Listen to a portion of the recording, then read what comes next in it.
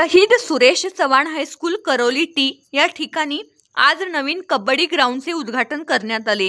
ग्राउंडचे उद्घाटन माजी सैनिक प्रतिष्ठानचे अध्यक्ष कॅप्टन श्री बजरंग दादा पाटील, माजी मुख्याध्यापक नामदेव पाटील गुरुजी, शाळेचे मुख्याध्यापक श्री SV पाटील सर यांच्या शुभ हस्ते कबड्डी ग्राउंडचे उद्घाटन करण्यात आले।